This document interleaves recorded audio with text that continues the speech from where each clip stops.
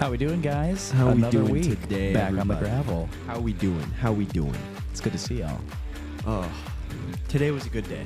Today was a long day. Today was my day from hell, which is every Sunday. I know Except it's for the Lord's recording day, time. but Except for recording time. yes, it was a good day though. A lot went on today, and I'm happy to talk about it. I'm excited to talk about it. I can't lie. It's going to be fun. And, upgraded setup. We got blinds behind me now, so I'm now visible. Before we actually start about the F1 and racing world, I would like to talk about, the new show we rolled out on the network here today. We have Listen for Commands, which if you guys are watching this video, you guys will definitely be seeing it on the YouTube channel. You will also be seeing it in all of the podcasts, but continue. Sorry. Yeah, I was gonna say no. If you watch our videos every single week, like I know a lot of you do, you'll see this new show pop up. In your YouTube subscription page if you're subscribed, might be recommended to you at some point. But definitely give it a listen. Raven knows a bit more about it than I do, but yeah, it's produced by our boy Brendan. He's also one of the hosts. And then we have Dantes and Georgie with us. It's really cool. They're going to do a really good job, and we're really happy to have them with us. And, most definitely.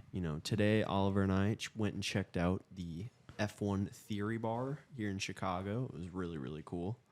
I didn't expect this place to be as packed as it was at 7:45 on a Sunday morning. I'm sounding so tired. I feel bad. I'm going to lock in as we go in today, but I wasn't expecting this place to be as packed as it was this morning. Like, I feel like there was at least 250 people in there. Everybody kitted out in their Ferrari, McLaren, Williams, you name it, team merchandise, all there to watch the race. 40 TVs in there. 2 levels, too. 2 levels. It was good service. I felt very taken care of, and I was able to just sit there and enjoy a race. Like, it's very nice to be able to sit down and have a mimosa while I'm watching an F1 race at 8 a.m. on a Saturday. Like, Sunday. I love doing it in my... Did I say a Saturday? You did say Saturday. Okay, we'll save that for Vegas. But on a Sunday, I love getting up in the morning, doing my usual morning routine and watching it in the living room. But it's fun to go out to a place. I love getting up in the morning. Yes, I do. But hey, every day I wake up is a good day. But Facts. no, just to go out and do something and kind of expand my horizons with viewing Formula One and just motorsports periods was really fun. And, we'll get more into it as we go on today. But it was cool. So definitely big shout out to Theory. You guys were awesome. Hopefully we will go back and build a relationship with them because that was really cool. Oh, I'll definitely be going back. That place was so fun. Yeah, good food too. Mm-hmm. Starting off this week, we are going to go with the question of what's going to happen with Liam Lawson. And, he's guaranteed a seat in 2025 by Helmut Marko. And I don't really... Guaranteed. Yeah, guaranteed, quote unquote. But now with the talks of Yuki signing with Aston Martin has really kind of, I don't want to say solidified, but intensified. Yeah, it's solidified. It's just, it's kind of... in the back of everybody's mind that Honda connection might actually do something for Yuki at this point. We don't really know what that's actually going to do, but just the idea of that could only really help Liam Lawson's case for that RB seat. Because, as much as they'll say guaranteed, I always love to put it in air quotes, but, as much as they'll say guaranteed spot, nothing in this sport is guaranteed. No contract is guaranteed. Those are broken by literally the flick of a thumb or whatever the saying is for that. But it definitely poses, I guess, if Yuki goes to Aston Martin, it definitely poses a lot of opportunity for Liam Lawson. I know that he's been very adamant about the fact that, if he doesn't get this V-carb seat, does he move out of the Red Bull family, XYZ? To me personally, I don't really have an issue with however he enters the sport, race seat wise, but I think just because of the structure and the foundation that he's built in the Red Bull family, I think him debuting at V-carb is probably going to be the best thing for him and kind of gives him the best trajectory to get into a front-running seat like a Red Bull or a Ferrari, instead of going to stake or going to Haas. I don't think you have as good of a chance to make it into a top running team that you do with VCarb. That boy's speaking facts. Hey, that I wasn't ready for. I had to do it. All right. No, I think everything you said is very true. My one thing is, Daniel's been struggling a lot this season, especially after he was, he got his new chassis, whatever you want to call it. Chassis. I don't know. And chassis, I don't know. But overall, like, where does he fit in? Like, I think Danny Rick kind of gets the boot if he doesn't really perform the next few races, just because. Yeah. Was Miami an outlier of good performance, over the sprint race? And he did fine today. Like, yeah. I mean, yeah, today he knocked out and Sergio yesterday. Perez in qualifying. These are facts. Again, speaking facts. I don't know. I mean, it all depends on if one of those two things happening, obviously. But my question is, which is more likely overall now? Because, Liam wants to drive. Liam doesn't want to be a Mick Schumacher in this league. He doesn't have room to sit and wait. No, he doesn't. It has to happen next year. He's our age, right? Yeah, he's around our age. Oh, boy. So, I don't know. I find that just difficult to kind of figure out now. Yeah. Just because this is something that is a pressing issue in the Red Bull community and Red Bull world, I would say. Well, I mean, also, if a driver that is at the caliber of a Liam Lawson doesn't get promoted into a race seat, what does that say for the, I guess, not resume, but reputation of the Red Bull Junior program? It's the same thing with the one that I always despise is the Alpine Junior program, never promoting any Alpine Juniors, into an Alpine race seat. Obviously that, they're going straight into a works team, so that's different.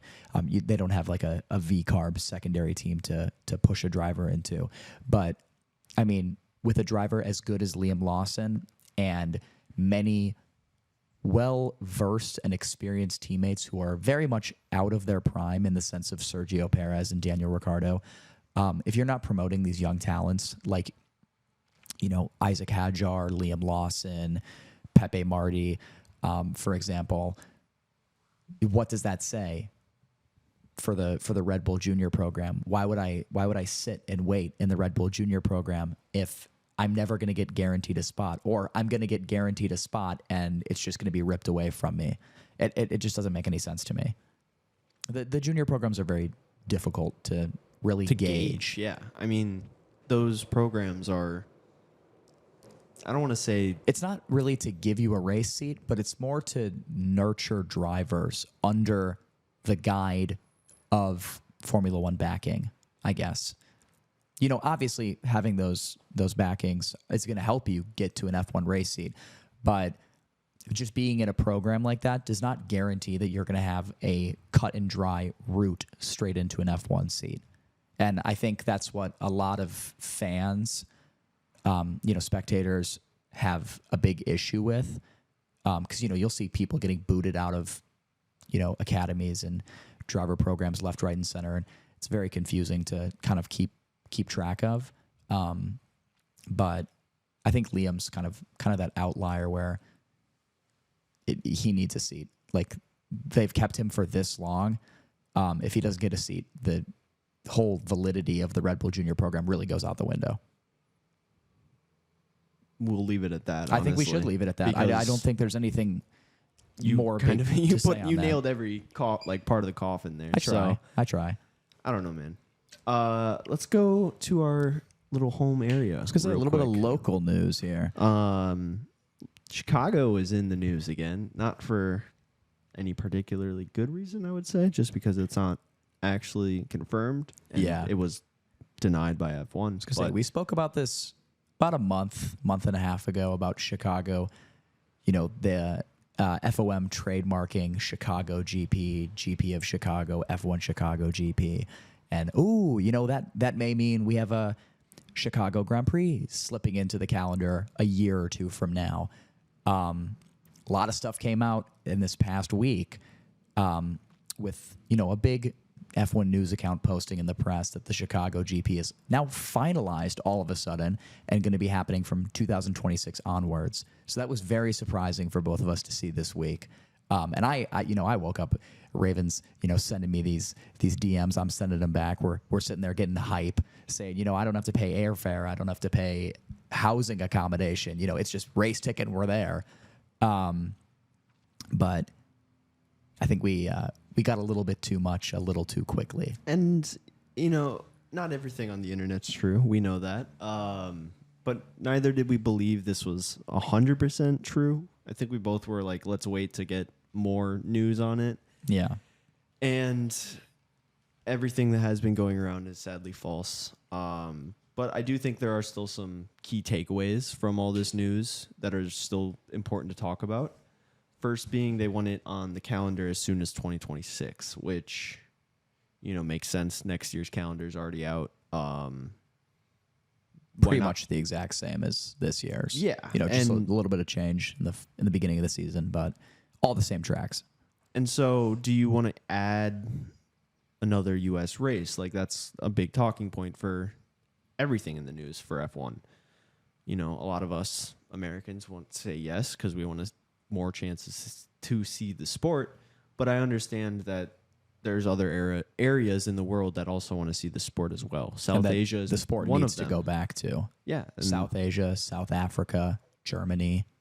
So you can keep going. I understand like what we're getting is kind of special in the sense that, it could happen and it could happen in our backyard, and that's super cool. The idea of the Las Vegas Grand Prix having 500,000 people come out to that, It's unbelievable. I think you could get 150,000 more come to Chicago because it's already such a big city traveling that can places. also handle more people. Yes, 100%. But the prices for that is going to be sky high. So glad we don't have to pay for accommodations. But God, the train to get there, dude, is going to be chaotic. But speaking of the race layout proposal came out.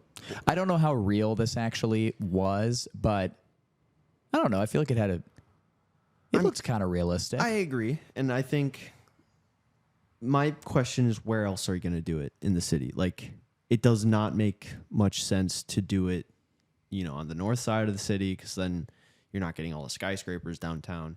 You want to do it next to the lake, obviously. Yeah. My thing was, which I pointed out to you earlier today, is there's a harbor in the center of this, and Gives me some Monaco vibes. Yeah, and looking around Europe, that's a pretty common thing to do if the track is on water, and or Miami. Yeah. So I don't know. I think that would be a really cool way because you can definitely fit another 20,000 people on that pier. On that pier. If you kick everyone off and then seriously make it a spot where people can buy tickets and park their boat to watch it. Of course. I know people will go and do that. I know. The idea of it and, where it's taking place is really cool. It's around Northern Island, the new upgraded Soldier Field, the museum campuses, the Shed Aquarium, the planetarium. Like, it's a great setting, all on Lake Michigan as well. Get a little Lakeshore Drive action. Yeah, it's supposed to be, I know it was supposed to be part temporary, part full-time circuit, just like a lot of other circuits have done in the past. Vegas is a great example. That, pit straight, first couple corners is all permanent racetrack, and then the rest is public roads.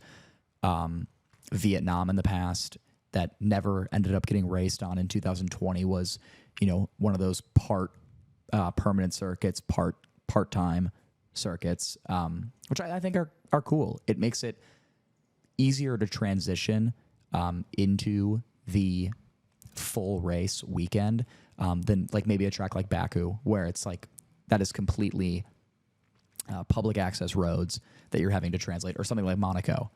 Those are all public access roads that need to be paved, upkept, and transitioned into a race circuit every single year. And with, Chicago, if this was real, you'd only have to do half of that work. It would make it a lot less stressful, I guess, on citizens of the city. Less traffic or less construction, and traffic would kind of be a result of that. But because it's also so out of the way, and like you can still get buses through that area very, very easily. And I think the bus system will probably upgrade coming from Soldier Field going back into the city. Yeah. A little bit more about the track, though. 23 turns, 3.96 miles, 6.37 kilometers for the non-American folk. You're welcome. Absolutely. But yeah, I mean, the idea of an actual race happening in Chicago just gives us as a company way more leeway to go and get more content for you guys. We would actually get some race videos there. We would be able to interview on the people. Gravel videos. We can touch the gravel. We can touch the gravel. No way, dude. Like, I mean, and like, I don't know. I saw a video today of like a dude who was right next to the stands of a crash and like got one of the pieces of debris. Yeah. Do you know in Monza, after the race, they'll let all the spectators onto the track and people will just pick stuff up and just leave with it. Yeah, I would do that. Yeah, absolutely. If I was going to go to Monza, that is the number one reason I'd want to go there. Yeah. I'm going to bleep that out, but yeah. Yeah. I'm not the biggest fan of Monza as a circuit, but the fact that you're kind of just let onto the track after to celebrate with the Tifosi, pick up what you want, front wing end plate, yeah, taking that home with me. Like, absolutely. So moving on to the next point, we'll kind of leave Chicago for a little bit. Figuratively, not literally. Not literally. I got you guys. Haas and Steiner drama kind of gets deeper with some of the news that came out, with the former team principal being sued by the team for alleged trademark infringements on his Survive to Drive autobiography. Yeah. So I don't know why they're coming after Gunther so much. I mean, you can't infringe on trademarks. That's like, true. especially on an American company, man. They're gonna go after you. They're after you on They're that. gonna go after you for any bit of money, especially with Haas's, fraudulent past. Hate to bring that up for you guys, but Good old rich energy, baby. So I don't know. All the issues are publishing images that breaches trademark rules. In Haas's official statement, Haas Automation, the parent company of Haas, never consented to Steiner use of the Haas Automation trademarks. So that's it. I mean, it seems like it's countersuing and suing each other again. So I don't know. In between the lines stuff. We're not going to hear about it for a long time. And then all of a sudden, Gunther Steiner's going to owe $100 million and royalties on every single one of his books he sells. So don't be surprised if that happens.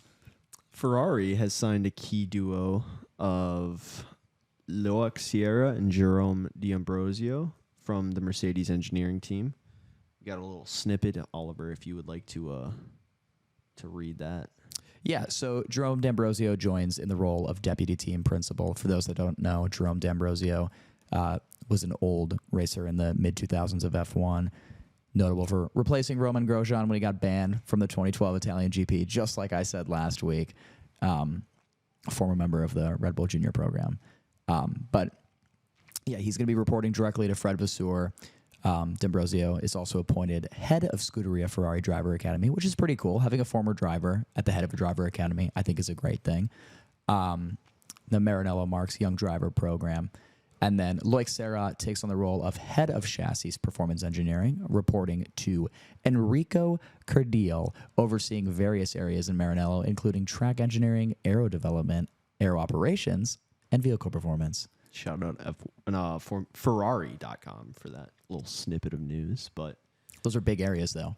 Oh, my God. Those are major areas. Those are major parts of the car and driver development. But they're huge. I mean, going back to the Mercedes point of view of things, like, yeah, you're bragging about 200 people from Red Bull joining. Well, now you just lost two of your most important engineers. So, yeah, I don't know, man. I mean, that's why this sport's so interesting. Ferrari's cooking. Ferrari's cooking. They are cooking something deep down. And Adrian Newey is the final piece. Just had to throw his name in there again. Hey, man, there's a point on here later that I know. I got to talk about. Abby Pulling. Let's go to her real quick. Yes. F1 Academy driver, Abby Pulling. Super good in the F1 Academy. Has made history as of recent, being the first ever woman to win a British F4 race. That's a pretty big thing to do. Shout out her, bro. not even just because she's the first, but it kind of shows that the experience that these women are getting in the F1 Academy is actually translating into mainstream European motorsport. Yeah, so, absolutely. I know a lot of people are thinking, we want you to go from F1 Academy straight into F3 or F2. It's another stepping stone up the ladder. It's not the pinnacle of motorsport whatsoever, even if it's being marketed as that for women. This is still a stepping stone for them to be able to transition into those main feeder series into F1. So her winning a British F4 race, if she can continue doing that and challenge for the British F4 title, I think it is very realistic to see an actual competent female driver in the F3, F2 supports series. No Tatiana Calderon 2 years ago, who has no backing whatsoever from an experienced POV. I would love to see Abby Pulling do insane, do bits, and move up through the series. I think she will, bro. I mean, she's a very good racer. Out of all the people, and Dorian Pinn, I think she's phenomenal as well. Both of them are so talented, and I don't know, seeing another racing series come up, it's not the end of the world, especially when it's women and you're trying to include more women into the sport overall. We've done a whole bit on that a few episodes ago, so go check that out if you really, really want to. Yeah. Moving on to a little bit of WEC news real quick. We announced that Sebastian Vettel might be racing at Le Mans. That is not the case, as all of the lineups were officialized this week, and Porsche officialized the lineup for the third car with Nick Tandy, Felipe Nassar, and Matthieu Yamet. I feel like Yamet French. is I was probably gonna the say closest. it looks French, so I'm gonna say Yamet. But yeah, we had a bit of excitement about Seb potentially racing in WEC. I don't think he's not going to race in WEC at some point. I don't think he's done racing. He's not done racing. No, I know he's got all. a lot of political and environmental stuff that he wants to do, but if that translates into more sustainable racing, he'll 100% continue racing. There's gas in the tank still, biodegradable fuel in the tank still. But I know he wants to do it, and it'll come eventually. But I was a little disappointed. That's okay. I think both of us were. I want to see, because I've never seen Seb race. Yeah. I was gonna say, with when you started watching, you never got to see. I never got to see Seb race, so it's like I want to see him race just because he's so historically important into the sport, but also just because he's the modern day Niki Lauda of, I would say, that racing generation. Yeah, like with just overall impact. I mean, I don't know. We can move on. No, it's okay. I respect your analysis of that.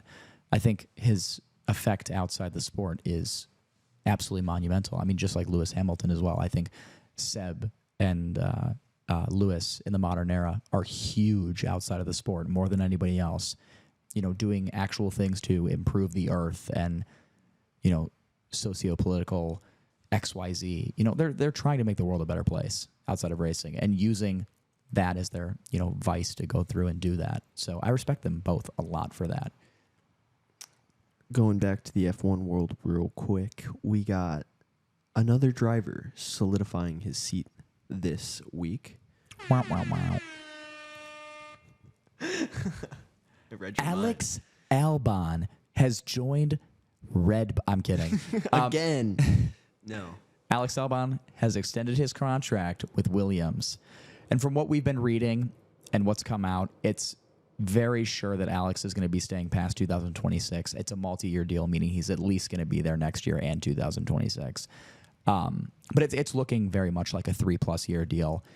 And I'll let you take the next point, Raven, as you drafted this up just a few minutes before we started recording today. Absolutely. I mean, I saw that Netflix announced that they were present for this event when Alex announced to the team at the Williams headquarters. So, in typical DTS fashion. In typical DTS fashion, I'm going to save the point that I wrote to the last bit because that's going to be the punchline, obviously. Oh, of course. I mean, that's who you want to be leading this team right now. Absolutely. And, with the second driver spot being a little convoluted at the moment, if you want to say that. Yeah. I mean, we have no idea who's going to be in that second car. So it's going to be interesting to see who his teammate is. Yeah.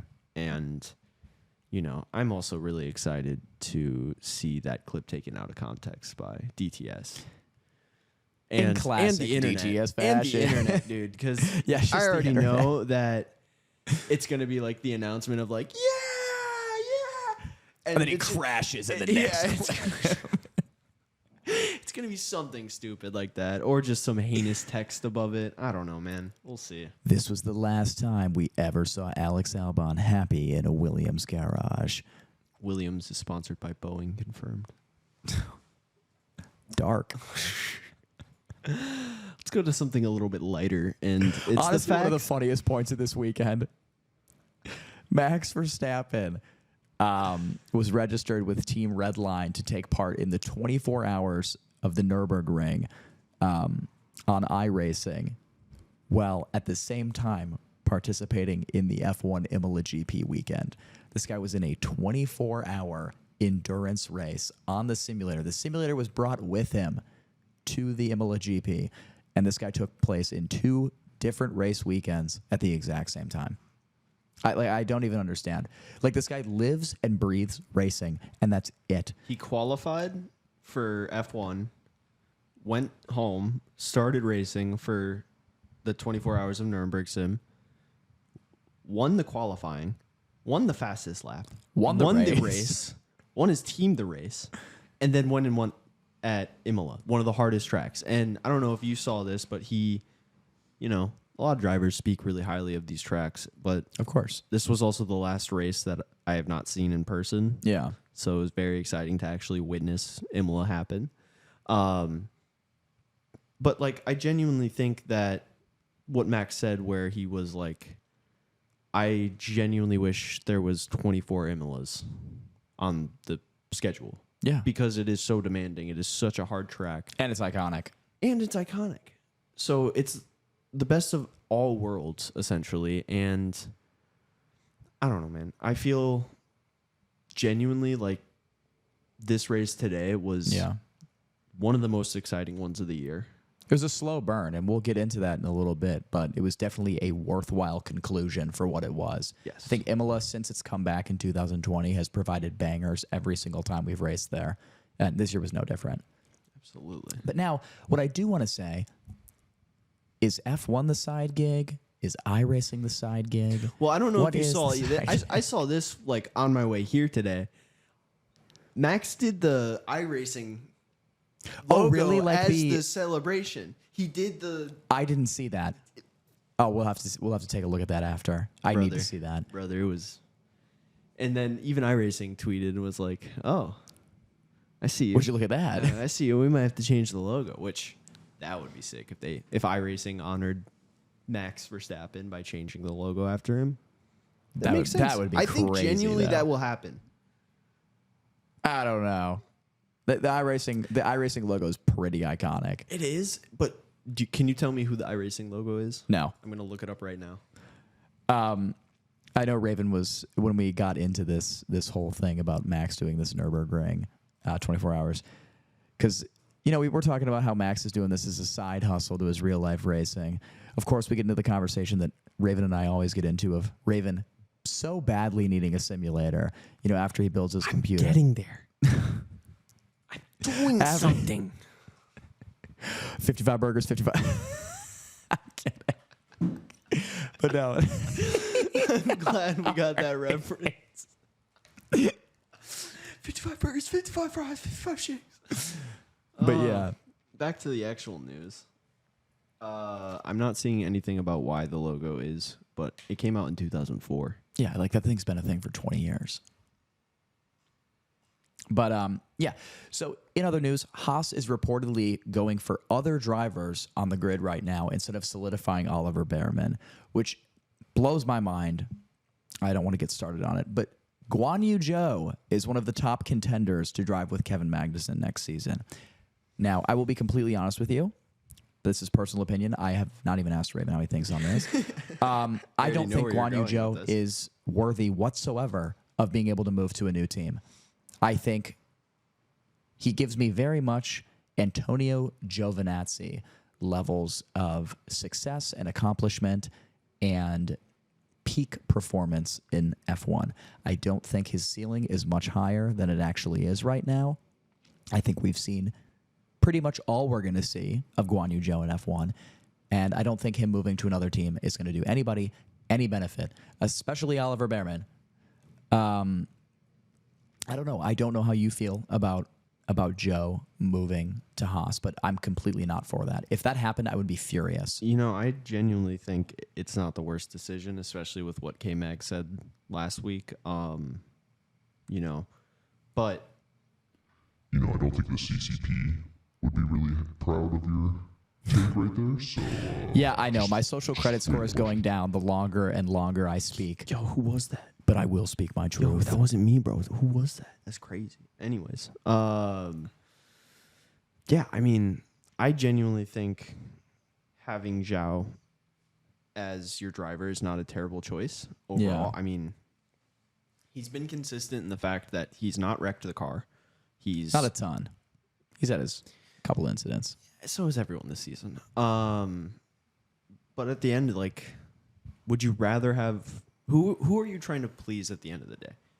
Are you trying to please? Okay, here's my thing, and I think this is going to play into what you wanted to say perfectly. As Haas team principal, are you looking for somebody to stay at that team for a long time? Go for Guan Yu Zhou. I'm more so saying like, I mean, it's Komatsu's first season. Yes. As his team principal, do you care about pleasing one of the Like drivers? Gene Haas? Oh, like one of the drivers okay. more who you're potentially like you are having next year, or do you want to please Gene Haas because you want to please Gene Haas, in my personal opinion. Now that's where the question of what does he want kind of come in, and we don't know what he wants. Obviously, he can't go to these races in Europe. Yeah. Another fraud reason. Yeah, he's So- an interesting character. Hey man, But it's like, for me, I think everybody knows that Oliver Bearman probably has the higher skill ceiling. But it's also very much known that, if Oliver Bearman goes to Haas, he's not staying there his entire career. He'll leave in a year or two and go to Ferrari and replace Lewis Hamilton after he's gone. But, if you're going for Zhou, you're more committing to having Kevin Magnussen and Guan Yu Zhou at that team as teammates for multiple years on end. So are you going for the aim of solidifying your two drivers at the team, or are you going for the pushing for young talent option, I guess? And that's not something we're talking on, but I think that's the real question of going for Zhou over Bearman. I think you nailed that Yeah. right on the head. Thank you. So, I mean, I'm just gonna move on from You're that good. point. Next on you. FIA is planning to impose some harsher penalties on deliberately cutting the track to keep position, and we're speaking to the two drivers at Miami that did this. Lewis Hamilton and K-Mag. We got the board. We got to use the board. Mm-hmm. I'm gonna use the board on our show a lot more. I'm gonna try to make it fun, but. Oh, I'm having a great, grandiose time. Fun. I'm having fun. So, I mean, yeah, I genuinely think this is smart. I think, Absolutely. especially at a track at Imola. Like, Yeah. we kind of saw Charles do it towards the end, and I'm not saying he did it deliberately because Yeah, no, his were definitely accidental, but it's still.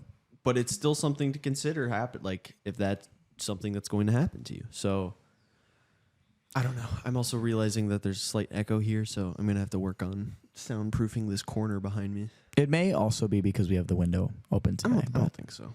The That's windows, okay. The windows is just to also keep us from overheating. Yeah, because it but, was so hot in here. That's fair. We did say we were going to get back to Adrian Newey today. I got a little And excited, guys. My Here we apologies. are, and I didn't want to write this down, but he can't keep himself out of the freaking news. I we're want gonna to talk about yeah, it. you can talk about him then. Guys, all that matters is that Adrian Newey wants to stay in F1. He wants to continue working on cars, and that's all that I care about because that's one step closer to him coming to Ferrari. But yeah, most people thinking it's Ferrari or McLaren. But Raven, funny enough, was telling me that he wants him to go to Williams. Please explain that to me. Make that make sense to me. Make Logan Sargent the greatest American driver in the sport. zoom the camera in on me right now. can't I'm zoom locked the in. I'm locked in. Do you want me I like that answer. No, I'm kidding. Yo, guys, I am so locked in right now. Yeah. Logan Sargent, Formula One World Champion, 2026. Get ready for that. I also zoomed you in a little bit, so Oh, thanks. looking a little bit better. But I mean, yeah, I think. I mean, I just don't. I want him to go to a team that he's going to make a really dramatic impact to immediately, and I don't think him going to Ferrari. I mean, besides making that leg up over Red Bull, but Yeah. how do we know that Red Bull's not going to, crap the bed in That's true. 2 years after all these people leave? So it's this like fine balance of wanting him to do, like, I mean, he made some fantastic inventions Yeah. that were all banned at Williams. So, go back there. He's been seen with Vettel. I mean, he's been seen wearing McLaren stuff. Help Williams build out of the rut that they've been in for the past 10, 15 years. I mean, what if that was That's the one thing I do Williams- agree with you on. Yeah, what if I that think was it would Frank be nice Williams' for them to dying build out of wish? that. Was like, hey, go after him again and Yeah. just like try. I don't know. I mean, I respect that. I would definitely respect that. I just want to see, like, if he goes to McLaren, I would be really happy just Mhm. because, McLaren's a good car, especially right now. Oh, most but definitely. I still think they could use another step above. Aston Martin obviously denied going to there, and sticking with Aston Martin for a second. Just gonna shout out Rocket Powered Mohawk for making an awesome video that I watched today. Yeah. Who just kind of broke down some of Lance Stroll's hypocrisy about drivers buying their way through lower levels. There's And no then- way he was talking about that. Yes. He found an article, an interview of which Lance Stroll, mind you, the son of billionaire F1 team owner Lawrence Stroll, argued that he did not buy his way through Formula 3 and Formula 2. There's proof that George Russell went on, because he competed with him in Formula 3. He went and said to the media that I don't think this is going to be an awesome racing series if Daddy Stroll's money is interfering. Yeah, I remember this. Oh my goodness. I can't remember who made it, but I saw a fantastic video that went through the whole dichotomy of Lance Stroll's junior career and how money played such a big factor. It's very interesting. If you have not seen it, recommend you guys go look into that rabbit hole, because it's very fascinating, especially when it comes from him saying people shouldn't buy their way through the lower levels. It's so hypocritical. And, especially with his Miami shenanigans, like his China shenanigans. bro. Like, I don't know. I don't think he's a very self-aware driver. No, And absolutely not. And he's one to push blame onto other people before himself. Absolutely. Cough, cough, Danny Ricciardo. Yeah. But going back to Adrian Newey, I mean... I was going to say, moving on to somebody who loves to get blame placed on him. Not Charles Leclerc, but his race engineer, Xavi. Charles had said that it wasn't his decision to change Xavi from being his race engineer, but it was a decision between the team and him. Charles was only made aware, essentially, right before it happened. So I know, like I said last week, Xavi and Charles had a good relationship. It might not sound like it. It might sound like neither of them know each other when they're on the radio. But they had a decent relationship as driver and engineer. So I'm not actually surprised to hear that this was a team decision rather than a Charles saying, I can't deal with this guy anymore. Get him out. I can't race with this guy giving me instructions as I'm driving. But yeah, I thought it's kind of just an important point to throw in there that no, it was not Charles. No, it was not Xavi. This was a team decision. Sorry, I was on my phone responding to my classmates and my All girlfriend. good. Yeah, I mean, I don't think Charles would have made... I think Charles would have made a bigger deal about it if he wanted him gone. I think it's smart. The team kind of evaluated things and was like, last 4 years, you've not done a great job at your job. So Yeah. we're going to replace you. And I don't think that's a bad thing to do. It's not like he's lost his job. He's going back he's into just the going- team. Yeah, he's just being reallocated. He's not fired. He's not leaving. He's not being bought by someone else. He's just changing within. He's changing departments, essentially. Yeah, we're fine. So, I don't know. But after Mercedes lost two important people from Ferrari, Yeah, they to went Ferrari. to Ferrari. Thank you for the correction. Mercedes then went and got 200 people signed from Red Bull, and that their chief aerodynamicist, Giacchino Vino, is to leave after a period of, quote, gardening leave. Can you please tell me what you think gardening leave means? Yeah. Adrian Newey has to do a gardening leave. What does it mean? Like, I want you to... It's I believe, I could sound really stupid I here. have the definition right here, so... It's a forced time that you're supposed to spend away from the sport after changing teams. So, kind of. I'm close enough. You said kind of. I'm taking that. In the sense of, like, that is what he is doing, yes. But the overall definition is the practice whereby an employee leaving a job, having resigned or otherwise had their employment terminated, is instructed to stay away from work during the notice period while still remaining on payroll. Okay, yeah. Okay, so I'm essentially there. Yeah. I just wanted the fine details for you to be And that's very fair. nitpicky, but I don't know. Speaking on Mercedes, as we're still there, Yeah. honestly, Go with it. where does Mick Schumacher kind of fit into Mercedes driver situation that they're dealing with right now? Riv and I were having a good talk about this yesterday and this morning while we were watching the race. 'Cause both Kimi Antonelli and Mick both had some testing done with the team in older Mercedes vehicles. But Mick for was different doing reasons, Mick was yeah. doing current to test and practice and iron out issues with the current W15, W16 car. 15. Yeah, I mean, that's exactly what a test driver does, which Antonelli is not yet. And for Antonelli, it was purely so he could gain experience driving F1 machinery. So, personally for me, that gives me the theory that, they want to move forward with Antonelli as someone that they want to put into a race seat. And Mick Schumacher has kind of been relegated to a development role unless he wants to try and switch teams and But that's where I kind of counter counter his way into with the sport again. that's where I counter with what I have from this Yeah. article that I read. But he wants to promote Antonelli to F1 and then transfer Ocon, who he manages, which I just learned yesterday, to Williams, who's a Mercedes customer. So I genuinely think that is a viable option for this kind of driving grid. I mean, I think it is. I mean, it's viable. It's weird. Esteban would definitely take a Williams over an Alpine, I think. Yeah, I would. I genuinely think that's a 9 In the out of current 10 state, people. yeah. In the current state, 9 out of 10 people would agree with that statement. Absolutely. I mean, I just don't know about managing. Like Ocon being a manager, having a manager for who's a different team principal. Yeah. It's just very, very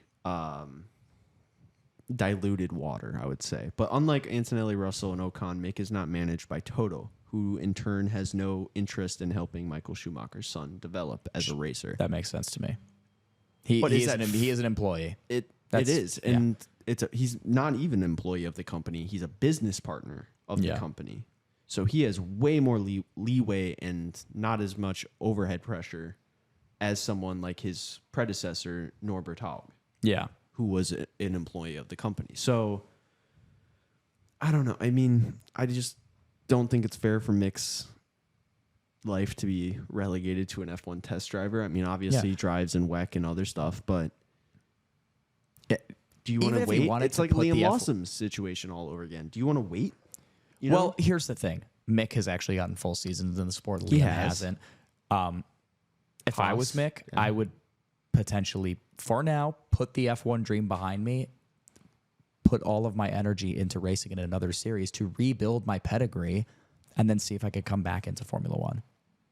I think that's a very fair I think statement. That's a very fair. Fernando Alonso. All right, I'm retiring in 2018. Let me go win the WEC World Championship. Let me go compete in the Indy 500 every year, lose the win because of my engine blew. Like, I mean, not that Fernando Alonso needed to market himself anymore as a phenomenal driver, but there's reasons that he was able to come back to the sport. Mick Schumacher can do the same thing if he builds a pedigree for himself. We got 3 more talking points before we get into the race recap. Yeah, and we're going to take a little break before we do the race. Absolutely. Williams revealed that a lot of the car is slightly overweight in certain parts, mostly on aerodynamic parts like wings and side pods, which is costing them up to 0.45 hundredths of a second. Lap. Half a second a lap. That is unreal. It's like I mean, okay. that would never happen in stock cars, obviously, but overall, I mean. Yeah, but it's just, the whole thing where it's like the minimum weight. Everyone is trying to get as close to that minimum weight as possible. How are you that far over the Where minimum did your weight? Well, I mean, they did everything on Microsoft Excel, so don't forget that. That's true, but just half a second a lap. And I feel like, with that half a second a lap, Williams would be in the mix of the midfield. I'm talking like Mercedes and Aston Martin and the V-Carbs.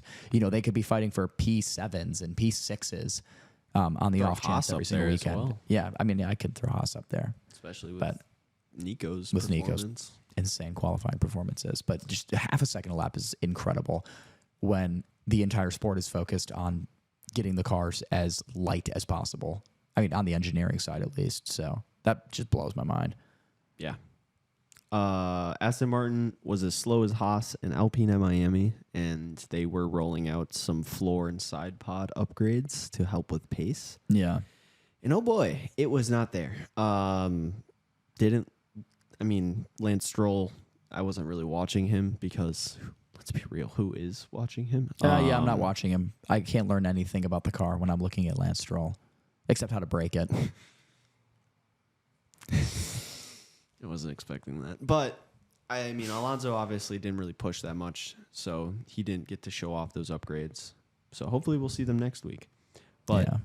Valtteri Bottas is heavily linked with Alpine and Williams, with him being seen leaving the Williams team headquarters. I guess paddock headquarters. Paddock headquarters this week. Building this weekend. Yeah, I'm surprised how high his stock is still sitting in the F1 world. Not that I think he's been bad while he's been at Alfa Romeo and Kick Sauber, but he's old. And I don't see him going back to a top team at some point, but it's very obvious that these teams that are in difficult positions are really looking for experience from somebody like him who has so much experience. And, the Williams, I mean, he started in the Williams to the Mercedes and now the Kick Sauber. He's a 10-time race winner. He stood on over 50 podiums. Like, the guy has a very credible resume. And I could understand why these teams trying to build back up are looking for him. So to see him go to like Alpine, that seems way out of the picture. That doesn't make any sense. Williams actually makes sense. Go back to your little boyhood team. Albon Bottas team combination would be crazy. It's a pretty sick team That would combination. be awesome. I can't lie. I would love to watch that. I think like their fight would be so good to be not even number one driver, but just literally see who scores more points, who wins the qualifying head-to-head throughout the season. Like, that would be awesome. All right, we're going to be right back, everybody. We're going to take a short break and then come back with the race highlights for you. So most definitely, y'all. We will see you in a second.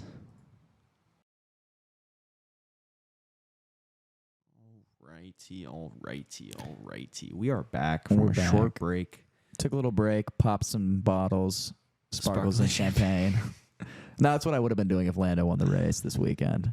We would have ordered a thing of champagne to the table and then stomped it like Lando does. So impressive. It is very impressive. I want to do it once just to know what it feels like. I want to see if it's possible. It's definitely possible. It's physics. I need to know if it's Lando Norris witchcraft. I mean, I'm saying I can do it. Anyways, let's go to the actual race highlights. So starting into practice. Into practice. I'll let you take practice. Not a super eventful practice. I think one big thing that a lot of people noticed, obviously was talked about, was that Oliver Bearman was to take over Kevin Magnussen's spot in FP1 at Haas. He did a pretty good job in the car, just got as many laps in as he could. However, he had a bit of a random spin, which he's a rookie driver. It's free practice. It really doesn't matter. But This is his first of 6 FP1 appearances that he'll be seen in this year. It hasn't been confirmed what those other appearances are yet, but there's 5 more to come after this one. So you're going to be seeing a lot more of Oliver Bearman in an F1 car in practice sessions this year. But I caught probably 30 minutes out of all 3 practice sessions live. Over half of them were at 5 in the morning for us, which is kind of not doable for me and Raven on a weekend when the weekends are where a lot of our heavy work takes place. But I'd say the 2 main things to take away from pre-practice first was just seeing the new gravel traps that we were talking about last week. They look so good. They did, and they totally did their job in punishing drivers who were too aggressive on corners that they used to be able to exploit, and you really didn't have the opportunity to even try and exploit these corners anymore because you didn't have so much unneeded runoff on these corners. So you saw a lot of drivers, specifically Max Verstappen, having lots of offs into the gravel, that wouldn't have existed last year. And it really took a lot out of him, obviously probably gave him a bit of floor damage during practice. And, going on with that, the Red Bulls lacked any sense of pace all throughout practice. Like, it was very much looking through practice. And I know people love to say, practice isn't representative of at all. This was one of those practice sessions where it really looked like Red Bull was nowhere, and that there was potential that it could have been a straight fight between the McLarens and the Ferraris for the race win this weekend. With the Red Bulls kind of lagging a bit behind. Of course, they're still going to be fighting for the win, but it looked like in practice, specifically the McLarens and the Ferrari, it's McLaren and Ferrari, were the best cars. So that got me really hype going into qualifying. But, rolling into that, it wasn't really a crazy qualifying session either. Unfortunately, the Red Bull's hidden pace came out during qualifying for sure, at least for Verstappen. Perez was eliminated in Q2 by Daniel Ricciardo, which I thought was pretty funny. He was just really struggling to get a good lap in. I mean, it definitely, the Red Bull still wasn't perfect in qualifying trim. It was Max Verstappen being perfect in qualifying trim, but the drivers were exploiting the weaknesses of the Red Bulls throughout qualifying, and Perez getting knocked out was a great example of that. But as usual, Max Verstappen took pole position, his 9th pole position his 8th, my apologies, his 8th pole position in a row. That, by the way, ties Ayrton Senna's record of 8 pole positions in a row. Damn, at Imola? At Imola. I thought that was crazy. They, celebrated his life. 30 years of Ayrton Senna equaling that record of his. I thought that was kind of special. driving his car, too. Yeah, it was super special. The run in the rain. It was so cool. It was all of the F1, F2 drivers, F3, like everybody was there for that. It was like a lot of team, workers for teams. See, I saw James Vowles in the he's always the shirt. I mean, he's always someone who does what's the word I'm looking for? Contributes. Contribute in those events. So, but yeah, Max did take pole position. Unfortunately, for those that thought it wasn't going to be possible for Red Bull this weekend. He took it from, at the time, Oscar Piastri by a margin of 0.074 seconds. And I say at the time because Piastri was later given a 3-place grid penalty for impeding Kevin Magnussen during Q1, dropping him to P5, with Lando Norris being promoted onto the front row. So that kind of got everybody excited into this whole, maybe, Lando, after winning his first race in the sport, can maybe go for back-to-back wins. And that was definitely real potential as we watched the race. That was very much foreshadowing. But going into the race, I'll let you kind of take this one away, Raven. Yeah, like we said earlier, we went into Theory, the F1 bar here in Chicago, had an amazing time. Like we said earlier as well, we were really surprised about how many people were actually there, especially like Tassos and Sully. Yeah. Some of our people at Alethio came over and went with us to just go check it out, see what the vibes. And it was really surprising to really see how many people there at 7:45 on a Sunday. Yeah, it was loud. There was a lot of energy in there. It was cool. And, we did see some people that were just there for, quick drink, maybe something going before to an airport. Yeah. But overall, almost everyone there was to watch the race. And, from the few conversations that we had with people, Everyone was really, really cool. Everyone was really smart about, no one's there and just being like, what's happening? Like, Yeah, and that's not a bad thing. there was I a lot don't of. say. It's fun to see the passion and emotion that people had there as well. Oh, absolutely. Kind of gave me that, excitement that when we finally sit in an F1 grandstand, we'll kind of be seeing that, and then obviously that's something. Special edition. Raven and Oliver are the commentators for the F1 race, bro. We could have replaced David Croft this week. Could have. It was his first race weekend since 2012 not commentating, because he said he was going to take a couple races off this year to spend time with his It was family. this one, Austria. Red Bull Ring, and it might have been Hungary. Might have been that. Hungary or Azerbaijan. One of the two. He said he was going to take 3 off. But But that's yeah, respectable, man. Theory was really cool, and I'm surprised. Like, I'm just happy. I understand what Tasso said earlier when he was like, like other sports, you can get like different. Yeah. You might get both teams programming on the television, so they give you different camera angles, and it is kind of weird seeing 50 televisions all in like perfect synchronization. yeah, I'm surprised we didn't get any like driver cams or anything. I wonder if there is a issue with them being able to stream like F1 TV or something. Probably. Like that. I imagine that's 100% the issue. But what mattered is it was a really cool place. We'll definitely be going back there again. Absolutely. And just appreciate them for, hosting us and all F1 fans out here. Let's get into the race. I like that idea. We started the race. We were in the we Uber. actually started the race in the Uber. I because didn't we get were to a bit watch late. it. I was in the front seat. But I bought the Uber, so that's it's okay. kinda I how got it you. works. I was sitting in the middle seat, being squished together by everybody. But it was a clean start to the GP. Caught the first 2 laps in the car on my little phone.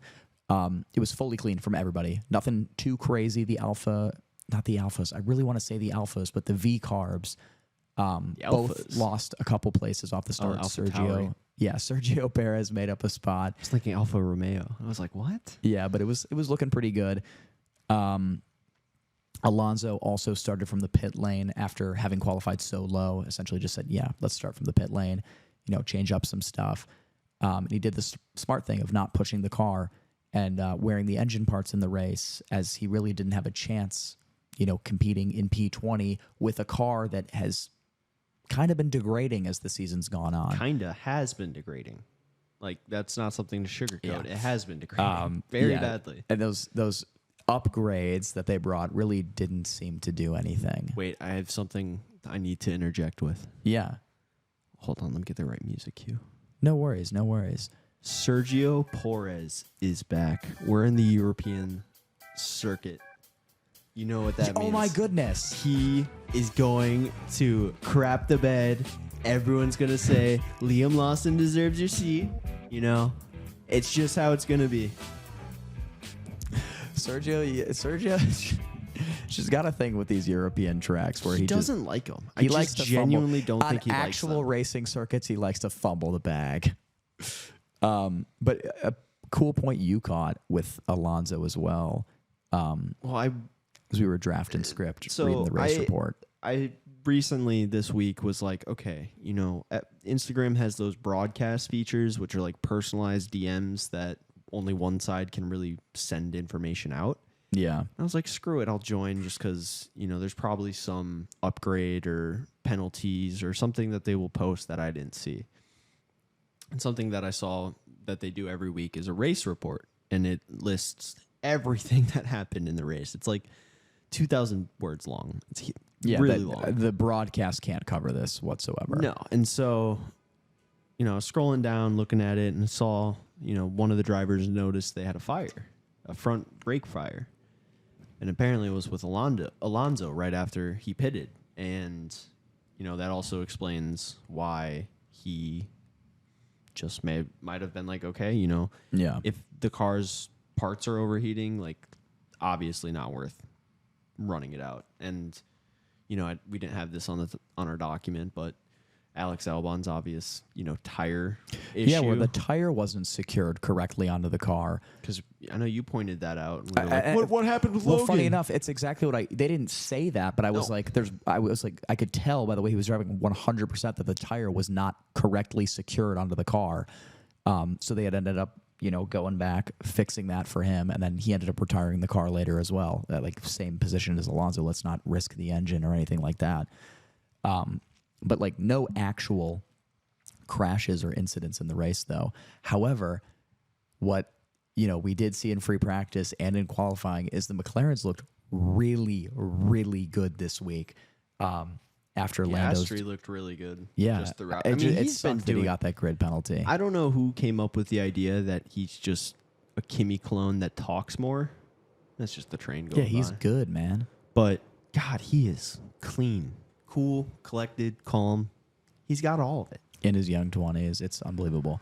But that free practice pace we were talking about with the McLarens and their qualifying pace really came into frame towards the end of the race. We were like 15 laps from the end. Max was leading from Lando by like 3 seconds. And all of a sudden, in like maybe 4 or 5 corners on one lap, Lando had dropped the gap from 3 to 2 seconds. And Raven and I were going mental. The thinking, whole place was going mental. I was going to say the whole bar was screaming, thinking that Max had a problem on his car. Which I genuinely think he did, because I don't know if you saw, but they were like, what are you going to do after the race now? And he's like, I'm going to relax and take some painkillers, mentioning the Imola bumps are just so painful on their bodies. And all of that, wrist cramping and stuff you're getting from doing the 24 we'll hours of the Nürburgring. And the other kind of wrist cramping. Not the dirty. You're a dirty man. I'm foreshadowing, but you're a dirty man. Right? Okay. But yeah, so the whole place was going wild. What blew my mind was not how close the McLarens actually were to the Red Bull, but it was more the fact that I've never seen Lando Norris push as hard as he did in the last 15 laps of this race. He was driving the absolute socks off the car, making it faster than the Red Bull. Didn't make any mistakes until a couple laps from the end. He had one corner where he went wide and lost maybe 0.5 of a second, but at that point, that's enough to ruin the entire chance for a win. But I don't know if you saw the radios of like the last 3 laps. I had not seen I them. saw a clip and it was like, Max screaming like, "Shut up! Like, I don't need to hear any updates." Yeah, Max was trying to like very much lock in as well. Oh, like he was definitely under. struggling. He knew he was under threat. The battery issue and the battery change totally understands. Oh yeah, I was gonna say it. Lando had saved so much more battery than Max as well. And like, then it cuts to Lando's point of view, and like, dude, like, I don't like. This is my first time like listening to those radios, and I really understand like these guys are going through it, like their bodies, because Lando's going, "Yeah, don't talk to me, mate. Thank you." Yeah, struggling to put words. That's how over you the know. radio. That's how you and know that's how he was you pushing. know he's like not taking those corners. But he's taking them perfectly. He's taking them perfectly, but it's wearing the tires. Obviously, the tires are heating up. It's not something you can do for the entire race.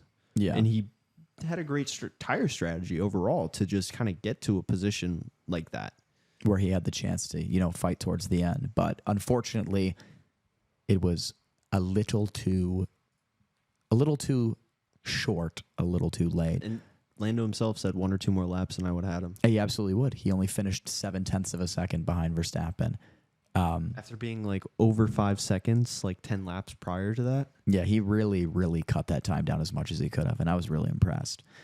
But yeah, Max really wasn't pleased with how the car was performing after free practice, and it did transition into the race. This was not some Max Verstappen pull away by 20 seconds and win the race. This was Max had to fight for the win today, and it was really, really refreshing to watch. Refreshing to just multiple races in a row. Yeah, it's refreshing to not.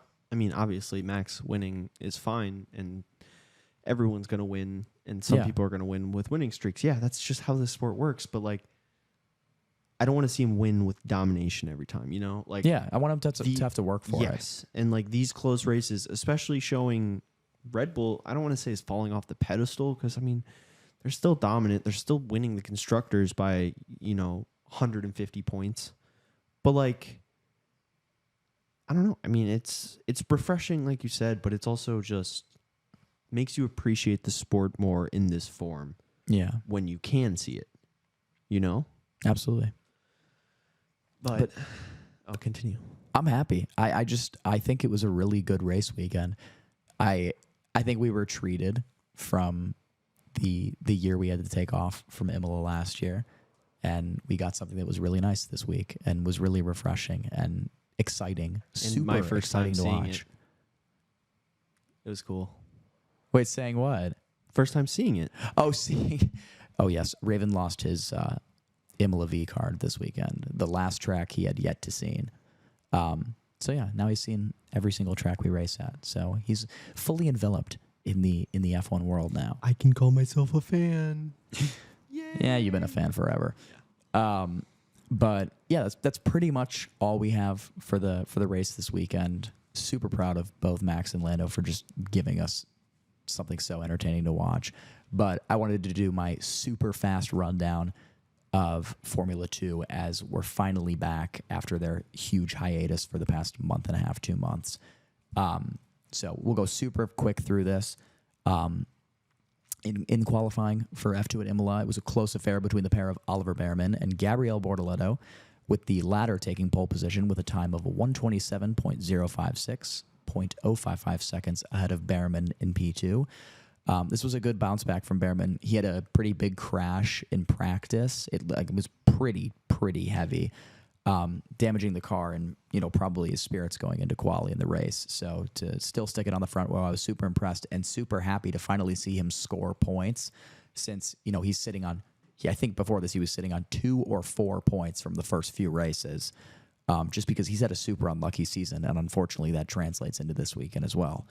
But the sprint race was all over the place, with Emery Cordial on reverse grid pole position, sharing the front row with Williams Jr., Franco Colapinto.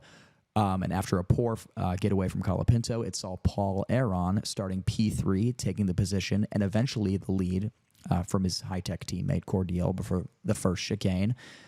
But behind them, literally all hell broke loose, with Isaac Hadjar trying a really daring move around the outside of Roman Stanek, clipping his front right tire and spearing Hadjar into the middle of the track. Enzo Fittipaldi tried to take some avoiding action and ended up going into the side of Josh Dirksen. So you now have this 4 or 5 car massive collision in the middle of the circuit at the front. So all these cars from the back are going to start running into the people at the back. But 4 or 5 cars ended up retiring from the incident. Thankfully, the rest of the race was pretty clean. It was definitely a battle of attrition between Paul Aron and Franco Colapinto, with Aron failing to hold off Colapinto's charge on fresher rubber. And then you obviously had Zane Maloney rounding out the podium, finishing P3. The feature race saw Bortoleto starting on pole, like we talked about, alongside Oliver Bearman. And off the jump, Bearman had a better start, so he took the lead of the race. And he was controlling it until the one mandatory pit stop of the race, where his engine stalled out not once, but twice, dropping him from P1 to the back of the grid in one pit stop. It was really difficult to watch. Like, I genuinely felt so bad for the kid. To have the stalls happen a lot in Formula 2. It's just the engines are different, and how you start them is different than an F1 car, so they're more susceptible to stalls. But to have it stall twice in a row within 5 seconds of each other is extremely unusual. So I just felt bad for him. And then, continuing with pit stops in that race, there were multiple incidents of tires not being fitted correctly. Obviously, we saw that in F1, but in F2, it was even worse, with both Emery Cordial and Pepe Marti both having tires not secured correctly in the same round of pit stops and having those tires fly across the pit lane, taking them both out of the race, which kind of sucked. But, aside from the wild incidents, it was a really, really boring race. I'm going to be completely honest, for F2 standards at least, with Isaac Hadjar winning the race from Bortoleto and Dirksen in P2 and P3 respectively. But it was a good race for the F2 weekend. Zane Maloney still leads the Drivers' Championship on, I believe, 86 points, if I know correctly. Would you like me to check? I believe it's 86 points. It's F2 Driver Championship. Yeah, it's Zane Maloney in P1. And, after his perfect weekend that he had at the beginning of the season and continuing to pick up podiums like this, he's definitely the front runner to win the championship right now.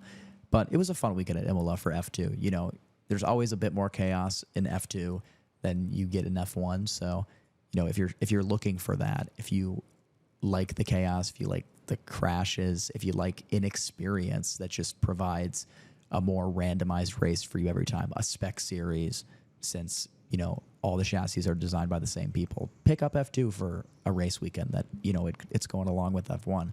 I think you'll really enjoy it, just like I have for the past few years. But is he sitting on 86 points is my real question.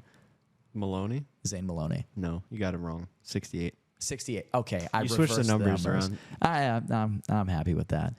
But yeah, and Raven and I made the executive decision to not do the top 5 or not 5 this week.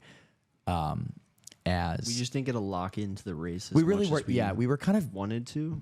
Really just enjoying ourselves at Theory today. It was the first time. Okay, it was the first time since we've started recording that, you know, we could really just sit down and like enjoy the race for like the atmosphere of where we were and the people we were with. It's so much different to just sitting with Raven and I in the living room and watching the race. Which isn't a bad thing. No, it's not. We're not hating on it at all. But I love just watching the races. But just to kind of change be the able scenery. to lose focus and just have the whole community of people around us was really cool. Yeah.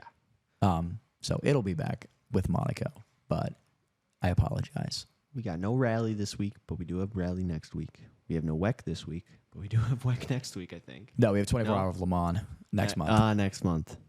But then we also have MotoGP next week. So it's going to be It's good. your month of May, baby. It's your month. It's going to keep coming. It's going to keep coming, like you said. But let's get into the foreshadowing bit that we mentioned earlier, where Bit of wrist movement, a bit of wrist struggle. movement. Yeah.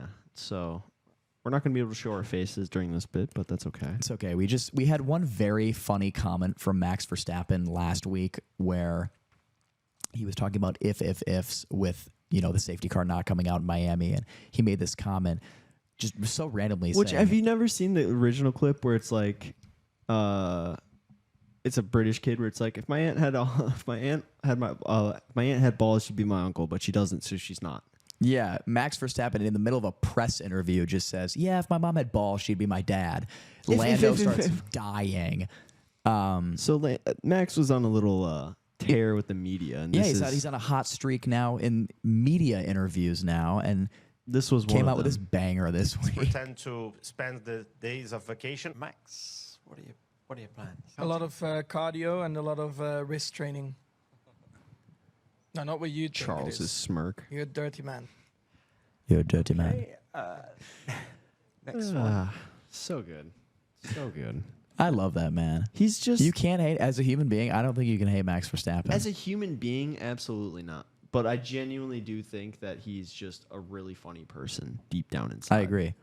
So... I mean, you see how much time he spends on a computer, so... Dude, he's got to be funny. He's in Discord 24/7. Exactly. But that's going to wrap it up for us here in Chicago at Alethea Network. Please go check out, Listen for Commands, new show. It's on YouTube. It's on Apple Podcast, on Spotify, just like this one is. We also have Good Morning Hockey, which is, some really good conversations happening right now because it is Stanley Cup playoffs. So go check that out. That's with Tassos and me. We'll be back here tomorrow morning giving you guys some content for that. Raven, like last week, are we doing the subscribe and previous video? Yes, you can do that. Absolutely. So, as we did last week, previous video right here to the left side of my head for you guys. Subscribe button on the right side of my head. I appreciate you guys. Thank you so much for watching. We'll catch you next time on the gravel. Peace out, guys.